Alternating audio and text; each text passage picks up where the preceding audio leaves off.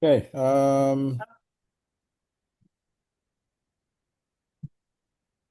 Now we're in lesson 9. Lapit na kamo matapos sa inyong lesson. And kamo ni manong MJ to, hindi na ka mga lesson. Eight? I think eight. 8. So wala pa kamo. Yeah, So advanced na eh. yeah, advanced. Okay. Sige. It's okay. Anyway, lapit naman. Actually, it's just ini nga lesson, extension lang man nga lesson on the church. Kaya part ni sang dapat na mabalaan sa responsibilidad natin sa church. And so if you have any other questions related to this, you can also ask it at the end. Okay, so Okay. tunang tasubong ang grace of giving. Let's start with the question. Should we really give tithes in the New Testament as they did in the Old? Kag magsiling kita tithes, normally we understand this as the 10% rule. Okay, so let me start by asking si AJ. Should we really give tithes normally interpreted? For me, pastor, oo. Actually, hindi man yun direct 10%. For me, like, Ah, hindi man yun like minimum 10% lang. I think more than that. Kay, siyempre, we cannot outgive ang Ginoo, pero as Christians, it's really our responsibility to support the church and the ministry. So ako niya pagpati is we should, yes. Okay, ang question is, balik ko kay AJ should we, meaning dapat, kay kung hindi ka maghatag tithes, you are disobeying God as you are the Israelites in the Old Testament. Yes, for me, yes, we should. So, meaning nakasala ka sa Ginoo kung hindi ka mag-tithes. Maybe. Kiti, ginasabat mo ang should mo, dapat. So, Mm. wala ko na naghatag, nakasala ko sa iya. Sakto ako pag-insindi? In my understanding, Pastor. Okay. Okay? Roy, kiti, nagdako ka sa Catholic Church. So, how would you answer this question? Sa amo pastor sa Catholic kay kaan man kanang wala may kanang specific na amount kay kuan man daw kanang as long as kinasing-kasing daw kuno ang paghatag pastor so any amount. Pero uh, ang tithes pastor kanang kwarta lang gyud na siya or kanang any other kuan. Normally, ang 10%, kiti, in the present, our main means of income is is quantifiable by money. Ah, So 10% of our income. So 10% sa imo monthly or kung saan umanda ang kwarta gasulod. kuan sa ka pastor kay I don't know if kanang sakto ni siya pastor pero ano kana ang um as long as makahatag pastor tapos kinasing-kasing basig ka nang if ka nang mapugos lang pastor hatag pastor pa niya kang dili na kuan. Okay. Now, maybe na misunderstand ko ni kay sa una I've heard news from the news that the Catholic Church is calling on the parishioners to give their tithes. So I'm assuming from that news that I heard that the Catholics are enforcing and using the principle of tithing. Okay. Let's go to the next question. Is giving a responsibility or voluntary? I think na kahatag na hint gamay si Roy. But is giving a responsibility, meaning I have to do this. Or if it's voluntary, I may do it, I may not do it. Richie, what do you think? Is giving, is particularly sa Ginoo, sa church, is it a responsibility or a voluntary act? Richie. For this question, Pastor, is giving a responsibility or a voluntary act? I think it's both a responsibility and a voluntary act. Kaya para sa akon, if you're a Christian, if there's a need, you would see a need, though automatic na nasa mo yung heart nga dapat mahatag kagid. Okay. And it's voluntary kay wala man da may gapamilit sa imo. Okay. Although Wala may preach kapamilit sa imo, pero responsibilidad mo. oh, wala man may gapamigo sa imo. But then preachers can only remind the church siguro nga to give if there's really a need, but then depende ni sa imo nga paghikutar sang Ginoo sa imo nga heart kung mabulig ka or hindi. So I think it's both responsibility and voluntary act. Kung ikaw yung tao, feeling ko kung responsible ka and you saw the need and may kakayahan kang mag-provide, I think it's automatic siguro sa imo. You know, it's both your responsibility and a voluntary act sa imo nga personal. Amo lang ako no, sir. Okay, Mitoy. Yes. Is It's giving a giving responsibility or a voluntary act? for me specifically in the context of giving to like the church or to God, I think giving is like a bit of like both bala. Okay. It's like how to explain it, but it's like you it's it's your responsible it's your responsibility to give to Christ, but whether you act on it or you actually do it, it depends on like your own decision Okay. for me. Yeah. Because if it's a responsibility, it's compulsory, meaning you have to give. So if you're not giving, you're failing this responsibility. But if it's voluntary, meaning you may give, you may not give, and it's okay with the Lord. So which is which? Is it a responsibility or a voluntary act? Mm. Okay, I think it's a responsibility then because yeah. Right. So now we will answer from this lesson, how should we give to the Lord in the way that He is pleased? Because we will look at the principle of giving from the Old Testament, which is the Old Covenant with Israel, and also with the principle of giving in the New Covenant, which is given to the church. Right? So ma-start ta sa tithing as an Old Testament command. Right? There is a command to tithe in the Old Testament. Question is, what should the Israelites give to God? Ito kagina, I think si Roy nag-ask ni, ano dapat ihatag sa Ginoo? Which would qualify as a tithe given to the Lord? So let's look at Leviticus 27, 30 to 33.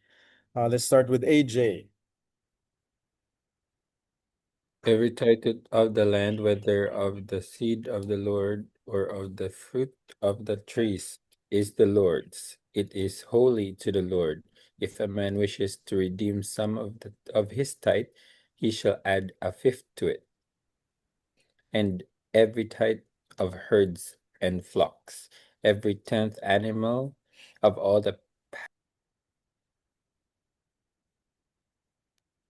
all pass under the herdsman's staff shall be holy to the Lord. The substitute shall be holy. It shall not be redeemed. Or ano ito? Okay. Or shall not differentiate between good or bad, neither shall he make a substitute for it. And if he does substitute for it, then both it and the substitute shall be holy. It shall not be redeemed. Okay, so every tithe, which is every tenth. Okay, I think though that's the technical word for 10% or 1 of 10 or 10 of 100. Okay, amo nang meaning sang tithe. The question is, what should the Israelites give to God as a tithe? Verse 30 to 31, AJ, ano di dapat ila ihatag? 10% of what? 10th of the land, nga ilang pastor, like the seed of the land or the fruit of the trees. So kung i-simplify mo ni sa Ilonggo, ano ni ihatag nila? 10% sa ano? Sang ilang ma-produce. Okay. Produce. Ano niya? Agricultural. Produce. Pero sa verse 32, ano yan? Every herd naman niya, Pastor, herd and flock. So ano na sila? Mga ano naman, mga bakiro. Okay, so because they're agricultural, either they're planting or either they're taking care of animals. Mm. So since that's their main means of living or their income, so ang 10% sa ilang produce, ang 10% sa ilang domestic animals will be given to the Lord. Okay, how? It was a command by God under the law of Moses that Israelites had to give to God 1/10 of all crops, fruit, flocks, and herds. Okay, the tenth that they offered had to be an honest sample of the whole, and not an inferior portion that they have no use for themselves. Meaning, sa honest sample is dapat the best of what or ang gina-require sa Ginoo. Okay, so the owner has no right, for example, to choose the good or the bad animal. The tenth that passes his rod is for God. So meaning, kung for example nagbata ilang sheep or ilang or may ara silang nga goat, and ang himuon sa owner is there will be a rod and he would let those 10 animals pass. Ang ikapulo nga mag-agi dapat amo nang ihatag sa Ginoo. Why? Arya, one shall not differentiate between good or bad. Why? Kiti, kung nag-agi to ko ng ikapulo, kag masiling sa, ay, amo ni pinakanami, masiling sa sayang. Bayluhan ko sang maslaw ay. Ato ang sugo sa Ginoo, He will not make a substitute for it, or else, both the substitute and touch move na nimo. Ang nag-agi tong ikapulo, both of them shall be given to the Lord. Right? Or, if they want to cash the crops, hindi sila gusto magdala sang ano na sa mga humay, they have to add a fifth to it. Ano ng fifth? And so may dugang na nga bayad. A sort of a fine. Kaya gusto nila i-cash because they were keeping for them their own use something that rightly belonged to God. Amo ng phrase to kagina, it belonged to the Lord. Okay? It is holy to the Lord. Kung ilungguhon mo na, iyan na sang Ginoo. Alright? So, they are allowed to make some changes as with, ano na, if they want to cash it, but there is a fine added to it, so may damage na gagapon. Or if you want to exchange it, ang basang Ginoo, both the animal that you exchange and the one that passes originally is for the Lord. Right? So that is the command to tithe. But what is the purpose of tithing? Okay? First, the tithe is an acknowledgement that God is the giver and the provider of the blessings. Okay? Hindi niya nga gin-require ni sa Ginoo because he needs more things. Because he wants to get richer. Or wala siya nabusog. He is a strict God nga gusto niya gyapon ang gintanom sa Israel iya pagyapon, or ang animal iya gyapon. But whenever an Israelite offers their tithe, they're acknowledging, God, you are our giver, and God, you are the source of whatever we had here nga ginharvest namon or amon mga kasapatan. Right? But number 2, tithe also serves as a tax to support theocracy. Ang theocracy is ang system of government where God is the king. Ang naging tawag sa theocracy. Hindi siya monarchy, hindi siya democracy, but theocracy. And so if God is the king of the Israelite government, his representative or his government officials belong to one tribe named Levi. Okay? They serve God as government officials, as priests and teachers of the law all over the land. Okay? They serve as priests in the tabernacle or the temple, and they are spread out all throughout the land so that they can teach the law of God to his people. Okay? So, when the land of Canaan was divided according to the tribes, there are 12 tribes to Israel. Kaso, may isa ka tribe nga wala gin tagaan sang portion, which is the tribe of Levi. That's Joshua 13 to 14. So for Levites to be able to do their job and for them to be able to survive, to feed their family, tithing was the means of supporting them every day. Okay, so it serves as their sueldo. It serves as their salary. Okay, so the question is, did Israel just really give 10%? Okay, 10% lang ito ayhan ang ilang ginhatag. Now, there are three distinct tithes of the Old Testament that averages, actually kung itipunon mo na tanan, annually. Pareha, hindi ni monthly. Tungod kay, if you are in an agricultural economy, ang imo sweldo or ang imo nga gain, you don't count it by month. Okay, subong lang niya nga monthly, we have a monthly salary, but if you're a farmer, your income comes in every harvest. If you're into domestic animals, your income only comes when you get to sell your herd. Okay? So, pag average nila annually, 23% ang gine-require sa Ginoo as a tithe. How? 10% goes to what we already discussed, is the Levitical tithe to support the Levites. But 10% would also go to the festival tithe. Ano ni? Deuteronomy 14 says, an additional 10% will be given to fund the sacred annual festivals and celebratory meals in Jerusalem. Okay, so may tax sila for the festivals. Ano ni mga main festivals? Three main festivals.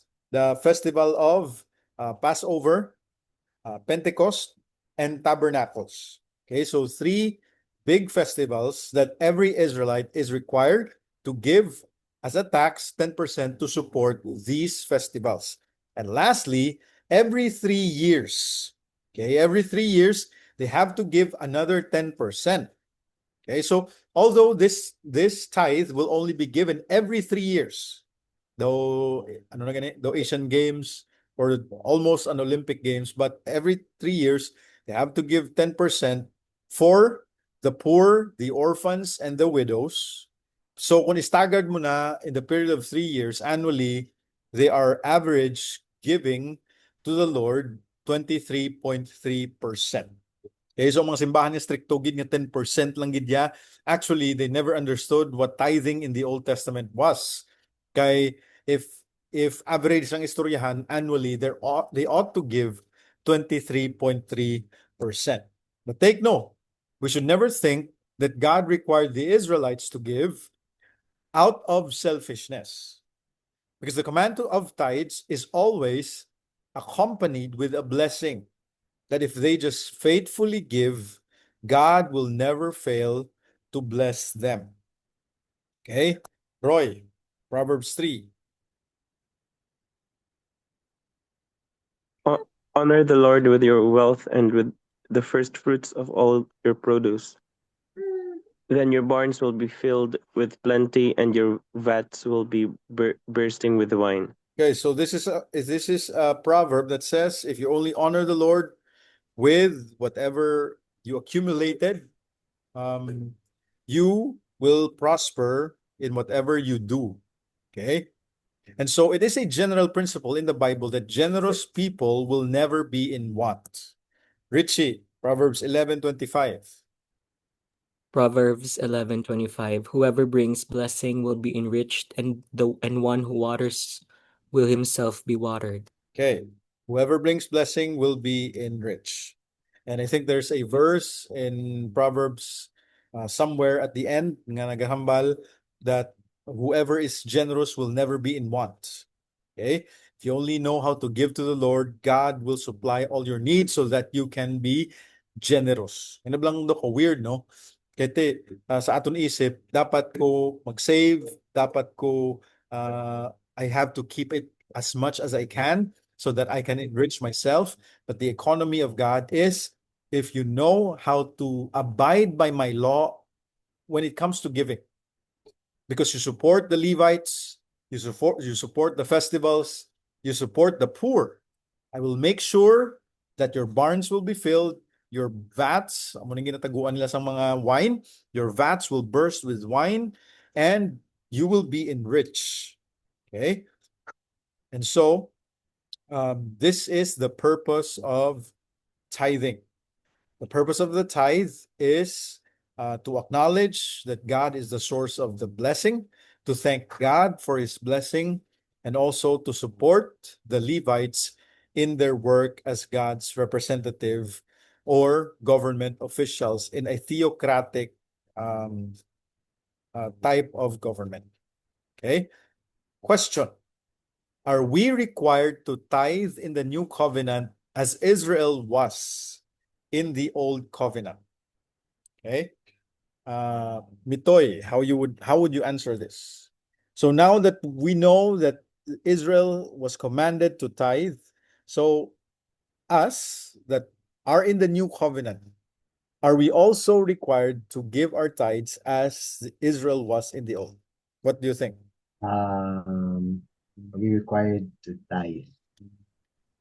I think wait.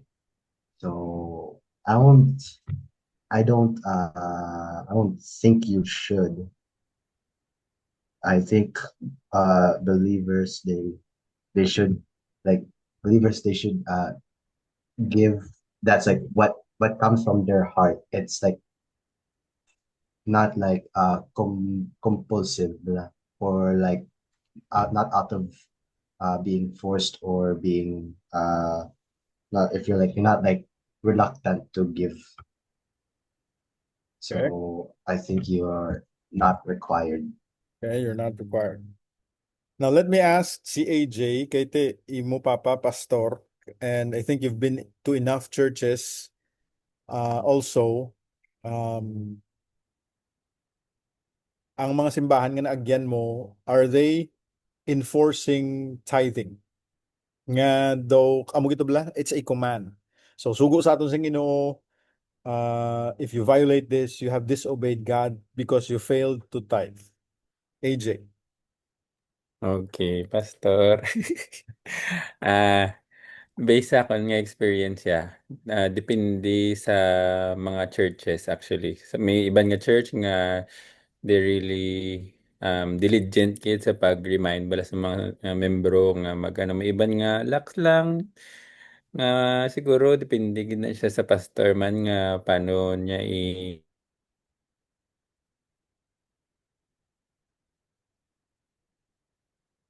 Si tatay mo to, ano sa, ng relax lang to sa or stricto when it comes to tithing?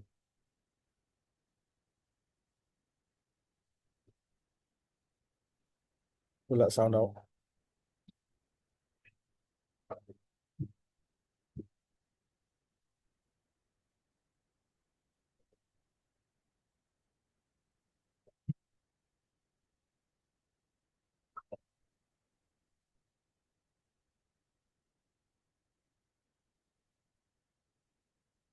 Jay, ra ba da? Ano dula? Okay. All right, Roy. Are we required to tithe? Because they would argue that's it's in the Bible. It's in the law. So are we required to tithe in the new covenant as Israel was in the old?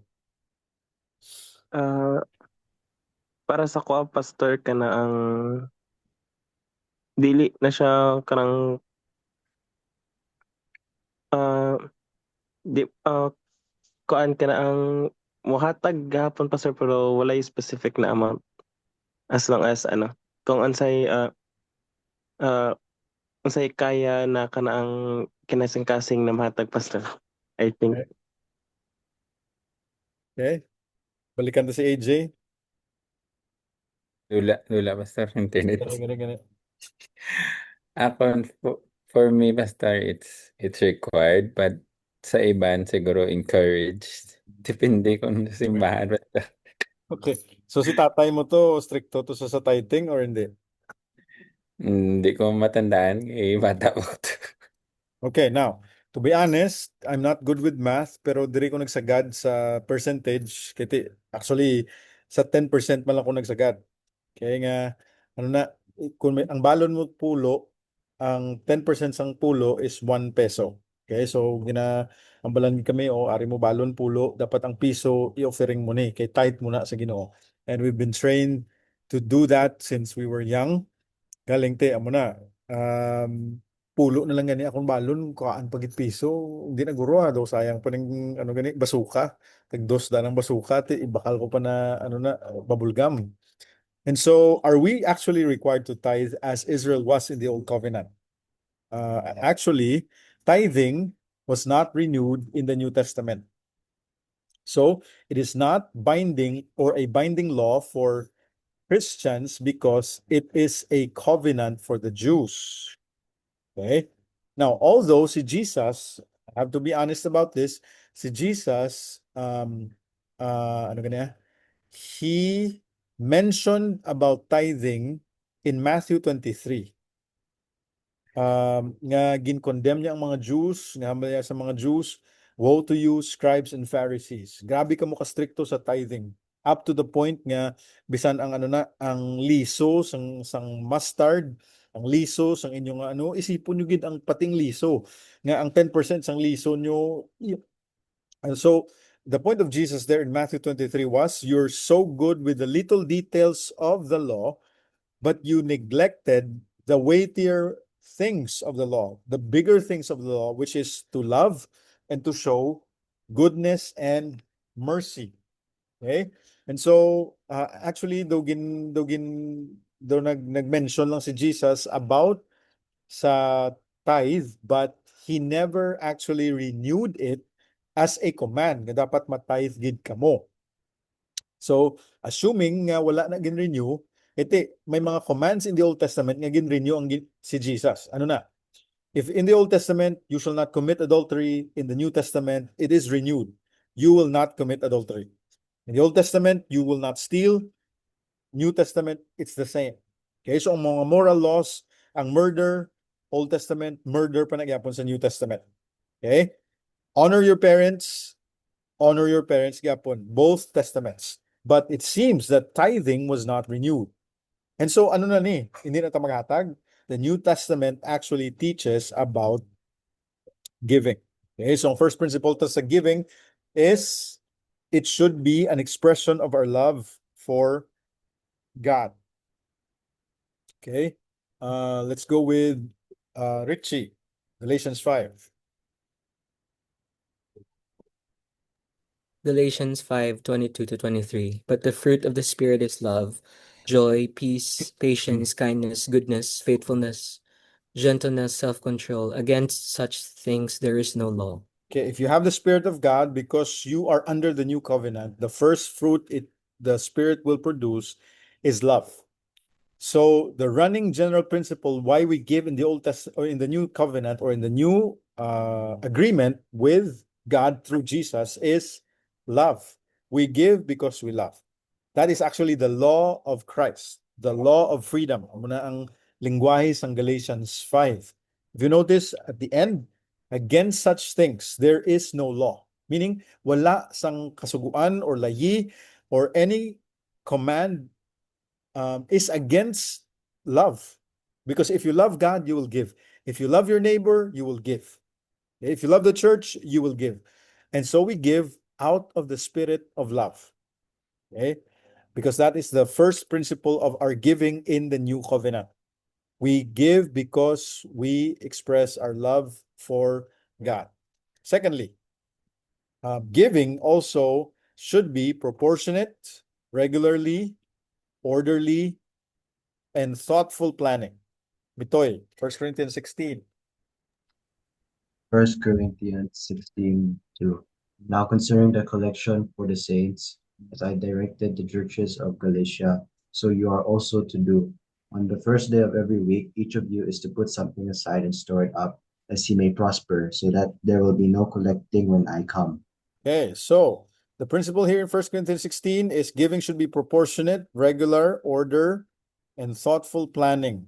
What does proportionate mean? Okay, now, actually, what happens at 1 Corinthians 16 is this. There was a famine in the church at Jerusalem, and so Paul thought that they needed help. So, ang ginhimo ni Paul, daw nag-fundraising because the churches start niya, the churches that he visit um, are in a better shape than the church in Jerusalem. So he thought that we have to help out one another. So naghimo siya fundraising drive amo na tawagin ni concerning the collection for the saints in Jerusalem, as he also directed the churches of Galatia. So hindi lang niya sa Corinth but all churches nga ginaagyan niya. And so on the first day of the week, that's Sunday, when they meet, Nawali Pablo, each of you has to put something aside, store it up, so that there will be no collecting when I come. Okay, para hindi na ako manukot pag abot ko, i-prepare nyo na nga daan as he may prosper. Now, question, what do you think proportionate giving looks like? Itoy, do you know what proportionate is? And what does proportionate giving look like? Proportionate giving. So proportionate is basically, of course, like follows the sides compared to something else, right? Yep. So proportionate giving, I think it has the like I have to give something that is like that should be but I don't really know. I don't know. Yeah, I can't answer that. Not yet. Okay. Sige. Richie, buligan ta si Mitoy. Kay ikaw ang AB English or ang English major. Proportionate giving, ano feeling mong itsura sang proportionate giving? I think, Pastor, proportionate giving, for me, for example, if you're earning, let's say, 20,000, let's put numbers, sorry.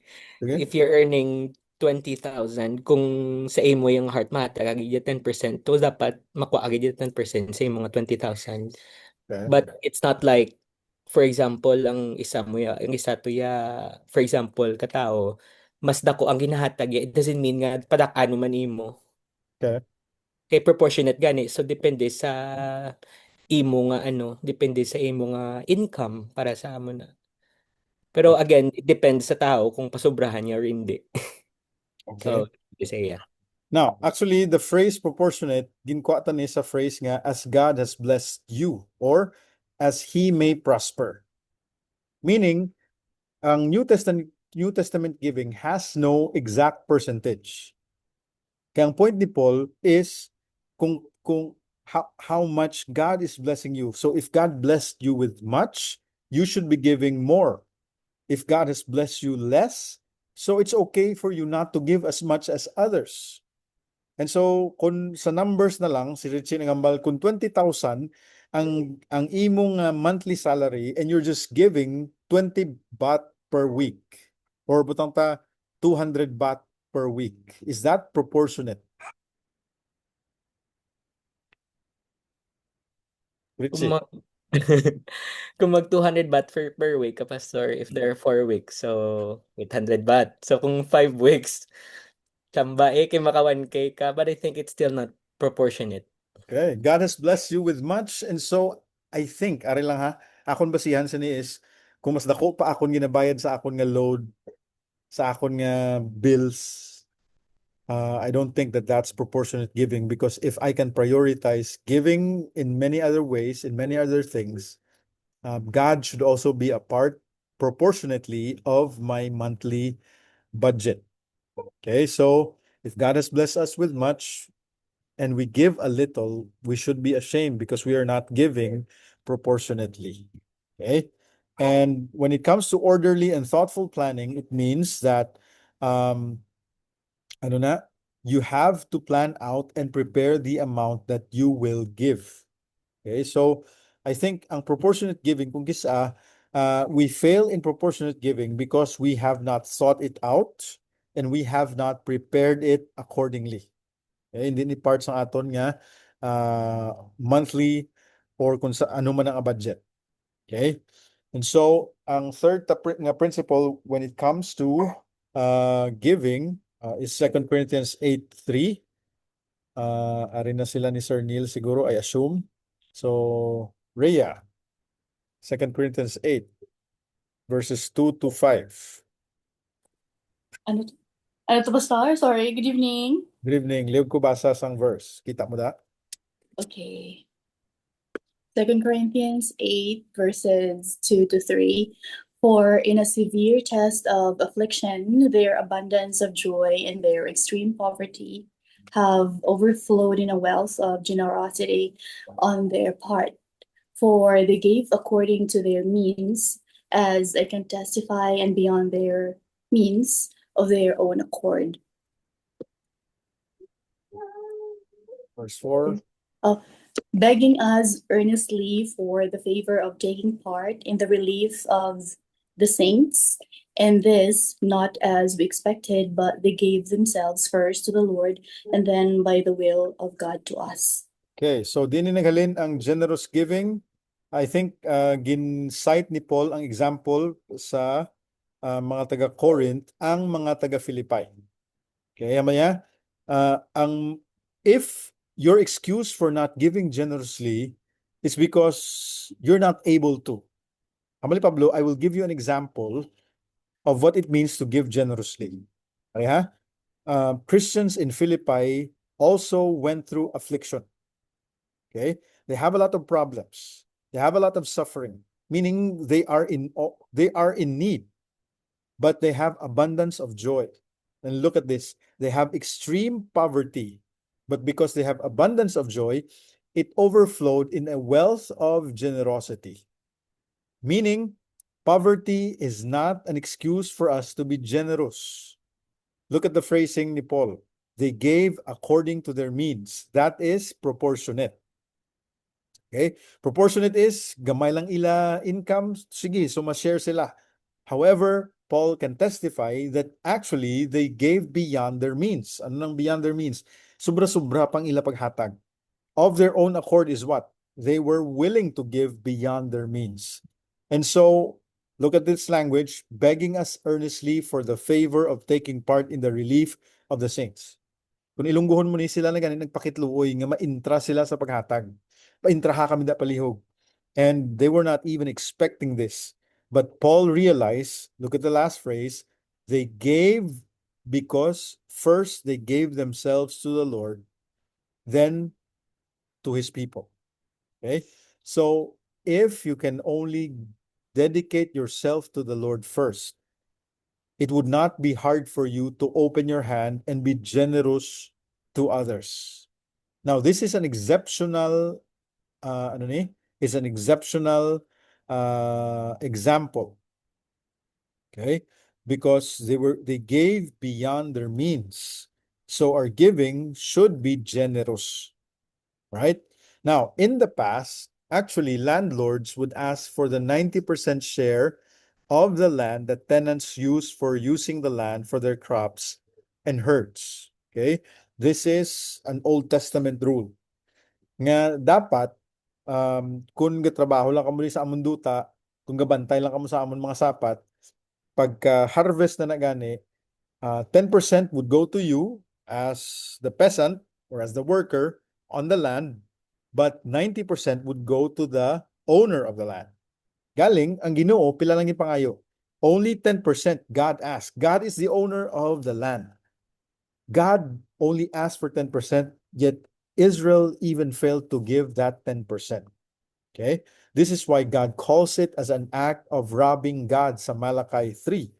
So nangaking tong Ginoo sa mga Israelites, and I think daw ginagamit ni sa mga pastor sa damo ng mga simbahan, pakonsensya sa ilang mga membro, huy, gapangawat kamo sa Ginoo kay wala kamo gahatag tithes. Actually, that was applicable to the Old Covenant.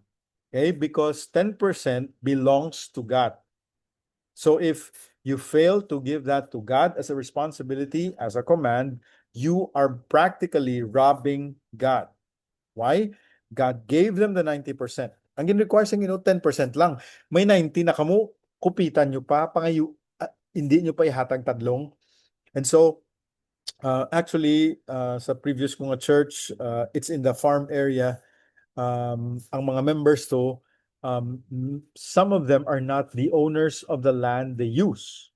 And so, gagamit lang sa umaga, rent lang sila, or ga-work lang to sila. Actually, hambal nila, pastor, kung mag-work kami sa iladuta, we actually just get 7%. And the rest sina, ihatag na namon balik sa landowner kung mag-harvest na. And yet, God is just asking from us not the whole. Okay? And this is why love would lead us to be generous to the Lord. Okay? That's why the New Testament overriding principle is we give out of love, not because it's a law, but this law is governing our hearts, that we give and we can give generously because of our love for the Lord. Now, let me give you an example. Mr. William Colgate was said to give as much as 50% of his earnings. Okay, sino ni si William Colgate? I think si Colgate na tao ni siya sa England. Nag-migrate sila sa ano na sa US. They started with he started producing soap and shampoos, calling it palm olive. And eventually naghimo siya toothpaste nga brand, and it became a household name. He started giving to the Lord faithfully 10%, but he feels nga daw hindi enough. So gindugangan niya, increase his giving to the Lord 20% sang iya earnings, then 30, then as much as 50%. Just imagine that. Half sang iya sweldo, ihatag niya sa Ginoo, not because it's a command from the Lord, but because it was his willingness and generosity that he gave to God. So kaangay ito sang example tagina sa 2 Corinthians 8. This is an exemplary giving. Okay, but actually what God is requiring from us, he wants us to be generous, he wants us to give proportionately. Right? So, tatlo na ka-principle: out of love, proportionate, regular, thoughtful, organized, and generous. Lastly, we also give joyfully and willingly. Okay? Si Sir Neil Arada, 2 Corinthians 9:7. Each one must give as he has decided in his heart, not reluctantly or under compulsion, for God loves a cheerful giver. Okay. Sir, kindly explain to us ano ni ang concept sang joyful and willing giving.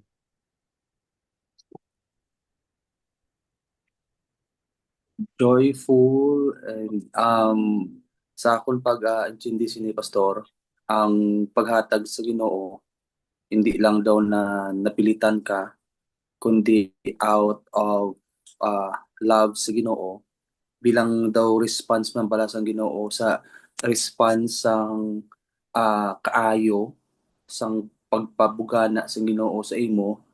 So ang imo is response mo dapat natural nga natural nga guwa sa imo.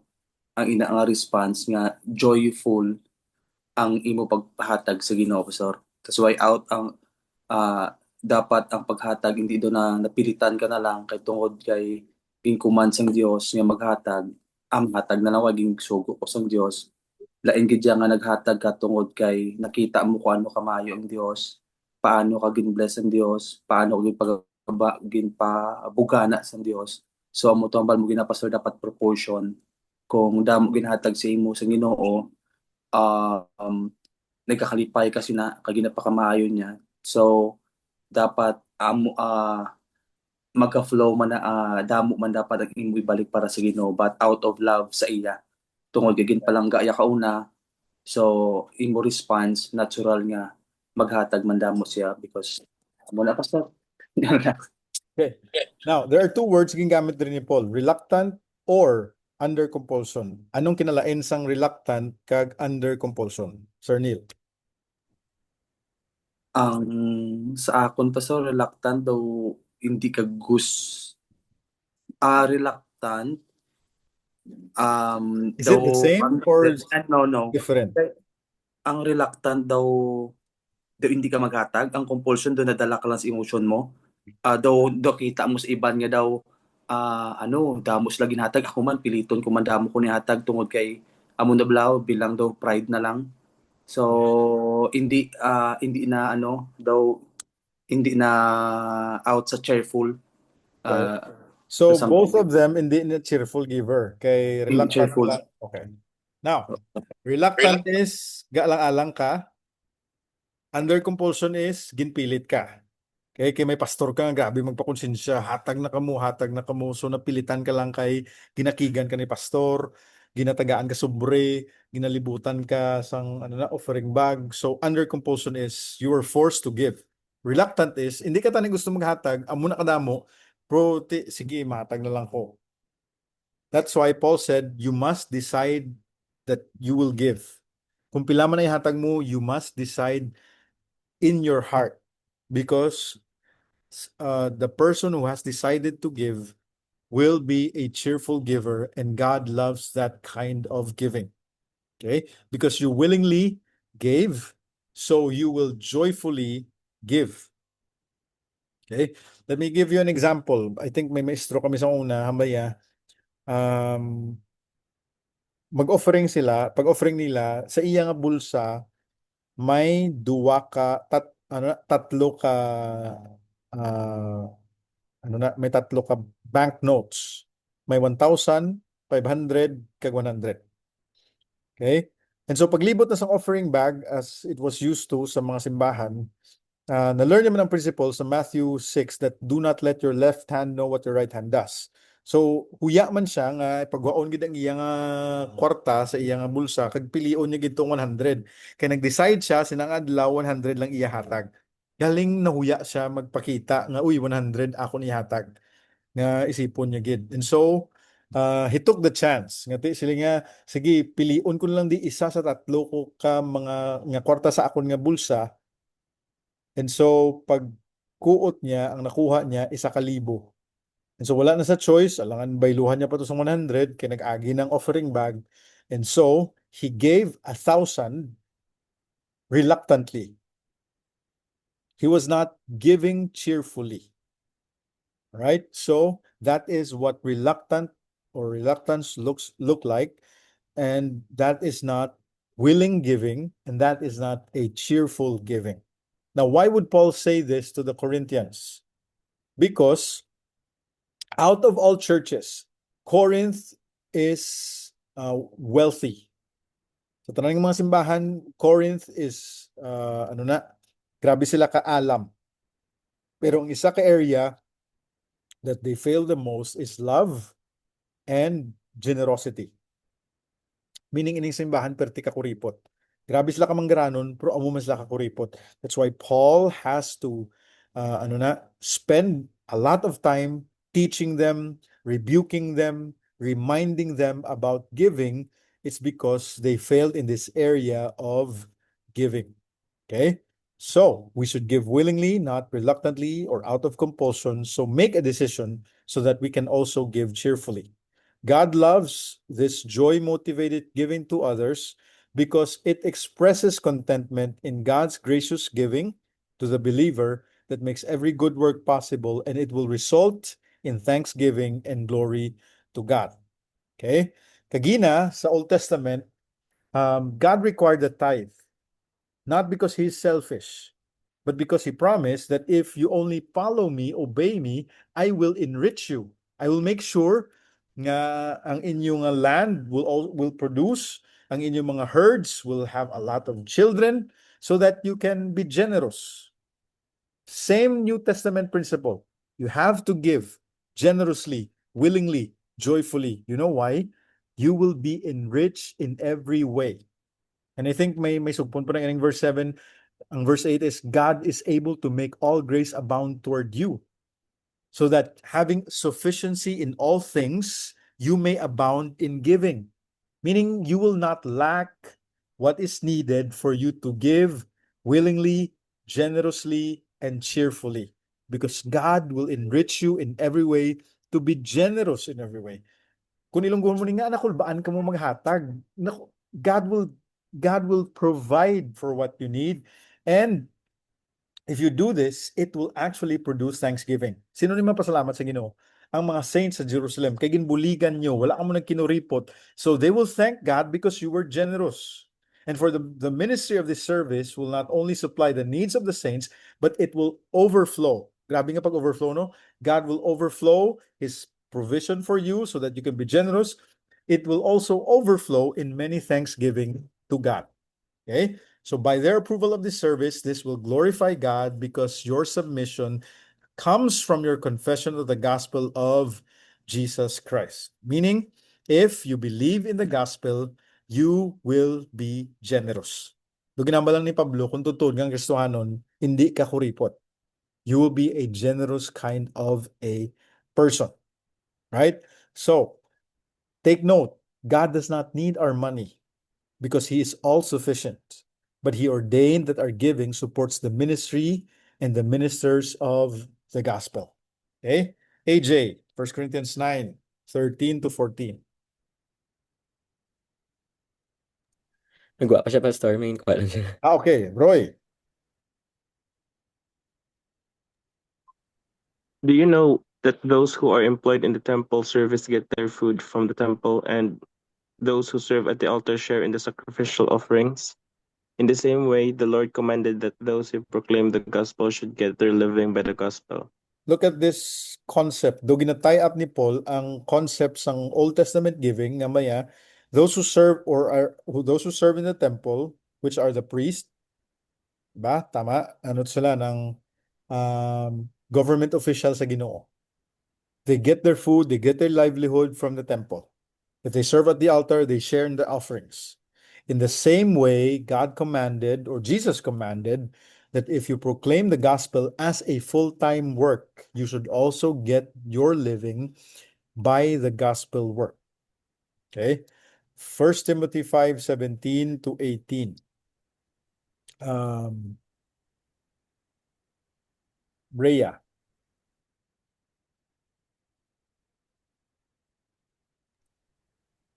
Let the elders who rule well be considered worthy of double honor, especially those who labor in preaching and teaching. For the scripture says, "You shall not muzzle an ox when it treads out the grain, and the laborer deserves his wages." Question sa kay Rhea. Feeling mo, anong meaning sang double honor? Double. Let the elders who rule well be considered worthy of double honor. Ano ning double honor? Nga hindi lang single honor. What kind of honor is this?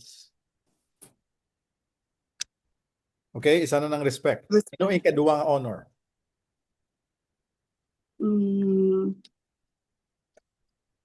Provisions sa mga preachers, pastor. Ano na nga provision? Money Okay. or food makuha na sa temple. Okay. Sige. So kung ang honor is respect, ang ikaduwang honor is honorarium. Tama? Hindi ka sa honorarium. Honorarium is kwarta. Right? Elders. Hindi ni sila kay tigulang. Elders are church leaders. So hamali Paul kay Timothy, church leaders who rule well, who lead the church well. They should be respected. They should be honored, especially for those who labor in preaching and teaching. If they do their job well, they're worthy of your respect, they're worthy of your honor. But it does not end there. Kay may mga elders nga, they don't serve full-time. May ara sila mga day job, it's okay. But especially kung ang ilang full-time job is to teach and to preach God's word, they are worthy of double honor. Meaning, they're worthy of honorarium. Di na naghalin. Ang scripture nga quote niya is taken from the Old Testament, nga gamit ni Jesus in the New. You shall not muzzle an ox when it treads out the grain. Ano na? Hindi mo sirad-an ang bakba sang imo nga baka kun nga galing siya sang imo humay. If your ox or if your cow goes to work, you should let it eat. And the principle is, the elder is a laborer. And so kung ikaw man trabaho, way kang ginaswelduhan, wala ka man gana magtrabaho and you will have no means to do your work. Okay? Now in the Philippines, many churches call ang honorarium sang pastor as love gift. Now actually that is not an appropriate word to call what the pastor worked for. Actually, dapat na sa tawgon salary. Kay he deserves his wage. Okay? Do gusto lang sila mag-polite and actually do ka bad excuse na blawang isa tawag nila love gift para hindi nila sulduhan tadlong or tarong ang ilang nga pastor. But Paul is teaching Timothy, you have to let the people in Ephesus understand this, that if they have a church leader who is laboring in preaching and teaching, they have to give him respect and they have to give him what he is due. Right? So, if there's one rule to govern our giving, it should be the rule of love. But understand this, nga ang ginahatag ta, wala ni kadto sa langit because God does not need our money. But he ordained that whatever we give, it will be for the support of his ministry, of his people, and of the ministers of the gospel. Okay? And so now, let me take note again that Paul does not teach about giving with every churches, but he did it especially with Corinth because it is where they needed to be taught the most. Now, while it is an awkward topic for many pastors to discuss, but the grace of giving is one important truth that each believer has to know and understand that it is their God-given responsibility to involve in supporting the work of the church and the cause of his kingdom. Okay, that's why this is part of the lesson, not the first lesson, but ang mga punta na nga lesson, because as if you are considering to be a member of our church or any other church, this is one responsibility of a believer that you have to faithfully support the work and the cause of the kingdom and support the ministers of God. Okay, through giving. So ang question ta kagina, is giving a responsibility or voluntary? The answer is both. It is our responsibility as believers to support the work of the church, to support the cause of the kingdom, to support the poor if they are in need, because that is our expression of love. And so we do it as a voluntary act, okay? Not in reluctance or out of compulsion, but we have decided in our heart to give generously, proportionately, and cheerfully. All right? So, as a summary, tithe is an Old Testament command and requirement, but in the New Testament, we are called to give. Okay, so if mapadpad ka sa simbahan nga gapati gyapon sa tithing, just clarify from them what is your basis, because I don't think it's bad per se, but personally I believe it's a confusion of interpretation nga i-require mo ang simbahan in the new covenant to tithe when it is only applicable to Israel in the Old Testament. Okay? But I'm not against churches nga naga-tithe. By all means, you give. Okay? But ang New Testament principle is giving. Okay? How? We ought to give out of love, proportionate, regular, thoughtful, generous, willing, and cheerful. Now, it's hard to put a number to this.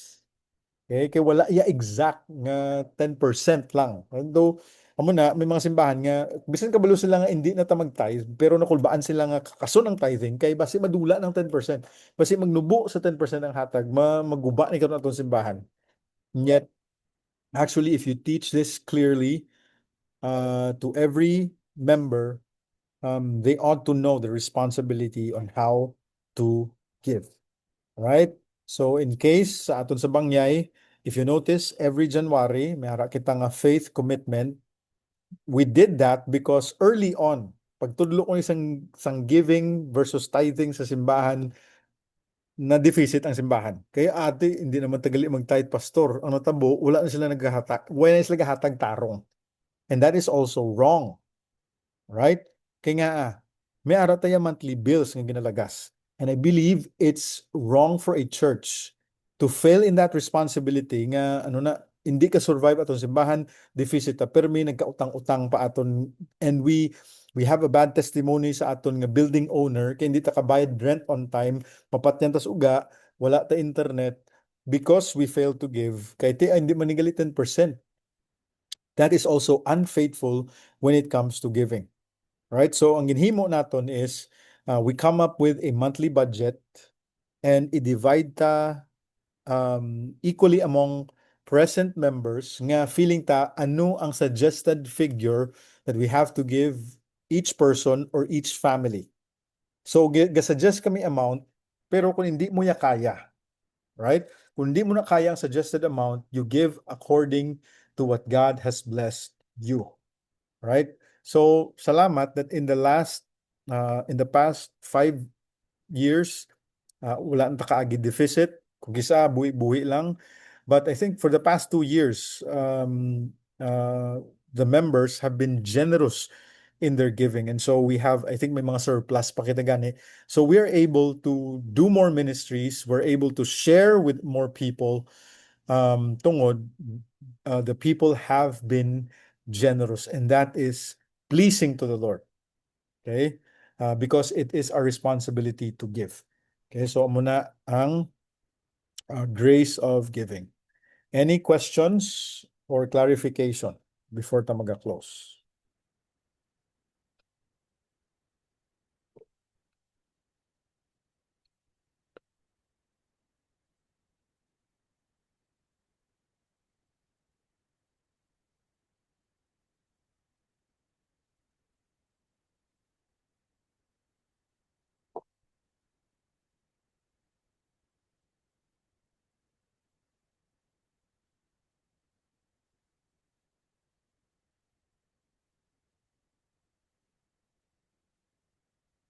Any questions or clarification?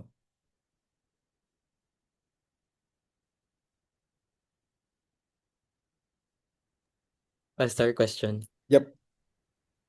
When it comes to giving, kung ikaw yung nga tao giver, kag may makita ka nga tao nga ano nga hindi, do you have the responsibility to remind them at least? Yes and no. In a way nga, yes, kung ina nga tao is close to you enough, nga daw friend mo siya, galing tiyan mo na. All that we can do is a reminder. Kay there was a time nga pag-abot ko gid sa Bangyay, ang pastor ng gimbuslan ko daw nag-instill sa mga tao nga may pledge gali para sa sweldo sang pastor. So natabo, hindi tanan faithful gahatag. So ang ginhimo nila, I think ang in charge sang treasurer or sang treasury sa tunga time, hindi pa sa ni Brother Mike, ang ginhimo nila gapanukot sila. Do ka ano ba lang daw, pledge muna. Ang meaning sang pledge, you promise to give, pero depende sa imo kung matag ka or hindi. And so gusto nila nga pag-abot ko na, kung may faith pledge sa every January, pastor sukta bala. Ti aba ko, it's a personal commitment, and it's the person's commitment with the Lord. Okay? Because what's our option? What's our alternative? Kung sige mo na pulpog, sige mo na pilit, sige mo na pakonsensya, or sukton mo man, mahatag man na sa kay mahuya sa galing, we are not encouraging cheerful giving. And it's not a willing kind of giving. Right? So, we may remind, we may encourage, and sometimes we have to rebuke. Kay te, amo ning example sa aton sa ano na, sa Corinth. When Paul saw that kuripot gid ang mga Corinthians, ginpangkigan niya gid sila ya. You fail in this area. Mga alam kamo, mga talented kamo, you're blessed physically, financially, pero you failed in this grace of giving. So I have to remind you, I have to rebuke you, I have to give you an example. Nantuwab lang taga Philippi. Mas pigado pa sa inyo, pero grabe sila kabugana maghatag. So be generous, right? You can rebuke a person, but you can never make them willing to give. Okay? Kaya kung ako hindi ko gani gusto piliton maghatag, mas mayo gid gyapon nga if I give, it should be proportionate, it should be willing, it should be generous, and it should be cheerful. Okay? So, good question. Thank you, Pastor. Any other questions?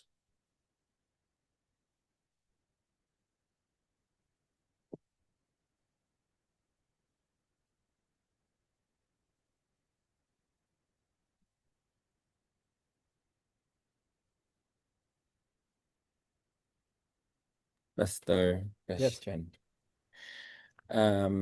Sometimes, no, kung may mga times nga doon di bala kita cheerful sa pag-give, how would we condition ourselves to be cheerful? Okay, ang phrase is God loves a cheerful giver. Kaya bisan ikaw, gabaton ka sang something, kag ang naghatag sa imo ang tsura na pilitan. Namiyan ka magbaton sina. Correct. So, kung yan lang ako mahatag man lang, aga pasugo, imo na lang na, hindi na, kay te, I think batasan isang Negros nga munuhon lang gamay do batasan gini isang either Pinoy or taga Negros nga ginmunuhan nami isang bayo nyo nami isang bayo mo no ubahon niya nga bayo ihatag na dayon sa imo hindi man nata ni gusto ihatag na pilitan lang sa kay dugin pabati-batian ginamba lang ka lang nami bayo mo you don't have to give it to me, right? So I believe that people who are forced to give, reluctant to give, will never be cheerful. So I think ang key phrase ni Paul is you have to decide. So that in that decision, you have to be happy in giving that away. Okay? Meaning, if you're not happy, you should not give that way. Or else, napilitan ka or you're reluctant. So whenever you think you're reluctant or you're forced to give, you should not give half-heartedly, but give willingly so that you can be cheerful, you can be joyful in your giving. Okay? And I think may mga tao gid kung isa ang mga kuripot, so of course, they have to relearn. Sakto to ang gin-mention ni Sir Neil nga ano bla? Um, because God has blessed you with so much, why not also be generous in giving to His ministry and to others? Okay? And I think amo na nga kinahanglan sa ila i-remind ni Paul, God is able to make all grace abound to you. God will sufficiently provide for what you need. Nga daw nakulbaan ka gid nga wala ka na sa buwas, kaya hindi ka na maghatag, God just knows. Amo na ang ginauyatan nga prinsipyo sa akon nga mama, hasta subong na pamatud-an niya na nga ano na, he who is generous is never in need. Kag napamatud-an ko na sa iya life, iti ako ya as a batasan hindi ko generous. Pero my mother was generous and she is never in need. Amo lang ginamambal ko. And God has proven himself true to her life. And so, amo na, we have to decide. Okay. Right. Any other questions?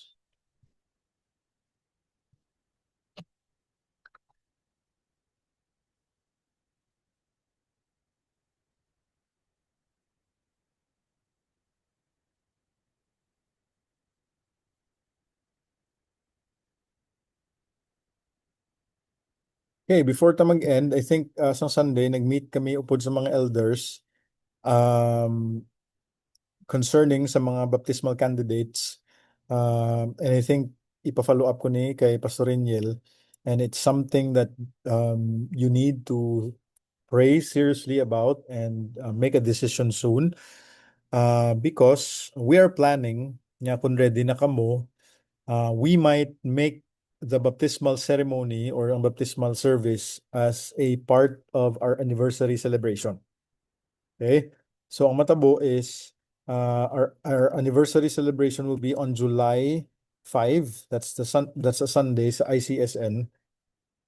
And so kung naka-decide na kamo, if you are ready to make that decision to go through water baptism, after the service, we will have our lunch, kag mag-fellowship. Then after sang fellowship, after na tanan feeling ta nakapanyaga ng tanan, by 1 o'clock, mga alauna, we will go down, or base sa babaw lang, and we'll make it work, either sa babaw or sa dalom. But part sa anniversary celebration is the baptismal ceremony, because we want it to be a public event, because it's your public declaration, and it's but fitting nga may mga bisita kag ang church ara to witness your public confession of your faith through this water baptism.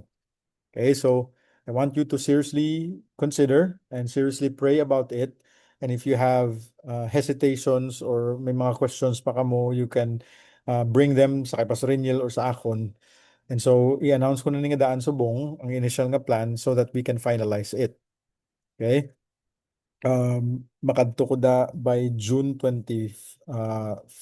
So, sa June 28, ara na ko sa simbahan. So, if you can decide by then, we will have a panel interview with the elders, both sa mga baptismal candidates kag sa mga membership transfer. Nga kung decided na kamo mag-apply for membership. Ang tuyo sang panel interview is just to check on you or to ask you and to clarify from you sang imong decision nga ginhimo that all these decisions are clear. And so also you will be given an opportunity also to meet with our elders. They will have questions para sa inyo, just to ask you, just to clarify from you about this decision that you will be making, whether to follow the Lord through baptism or to be a part of our church by applying as a member. Okay, so I think amo ni ang something nga gusto ko i-consider nyo in the weeks to come, right? So if you can make that decision, we will have a panel interview sa afternoon sang June 28, so that we can make arrangements for the baptismal service on July 5 sa aton anniversary Sunday. And there will be an official welcome sa inyo sa simbahan on July 12. Okay? You will be officially announced and welcome sa simbahan as members ng ating simbahan. Okay? Any questions or clarification? Wala sa man, Pastor. Thank you.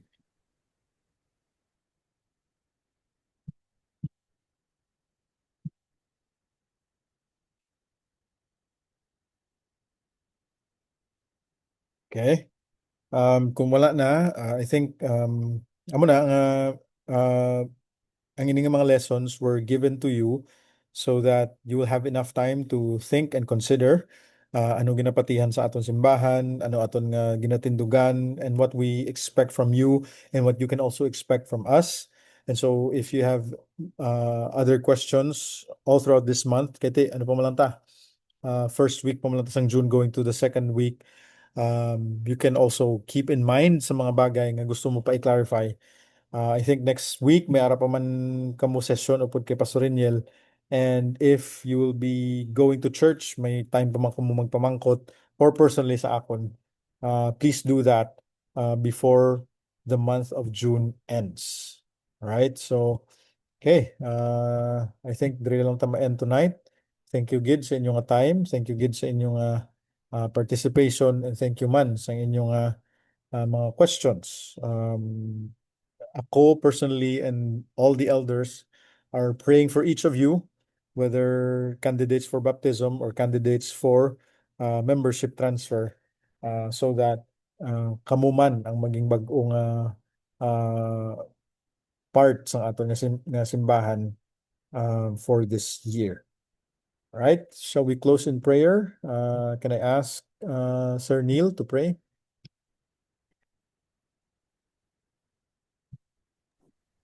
Okay, let's pray. Heavenly Father, kami dangop simos ning gabi. Kami nagdayaw kami pasalamat gid sa pribilehiyo nga ginatag mo sa amon. Nga upod namon si Sir Jeff Ginoo. Kag na discuss kana pathag sa amon ang ginatawag nga cheerful giver. Salamat Ginoo sa imo palangga sa amon, nga para amon nga response is nakaagyon gate sa imo bugay sa imo kaluwasan ginhatag sa amon. So help us to be cheerful Ginoo, help us to be generous nga hindi lang pilitan kag tukod lang sa nakita amon sa iban. Sa salamat Ginoo sa clear nga pag-explain ni Pastor Jeff. So, di kami sa among pagtubo sa pagkilala sa imo, sa among relationship sa imo, kag buli kami Ginoo nga magsunod sa imo with halin sa pagpalangga namon sa imo Ginoo kag may kalipay. So, di kami Ginoo sa hasta sa sunod nga pag sa diskusyon ni Pastor Rainiel Ginoo. So, gabay pa ikaw ginhimaya sa among kabuhi, kapatawaran kami sa tanang mga sala sa Panesos. Amen. Amen. Thank you, everyone. Thank you, Pastor Iniel.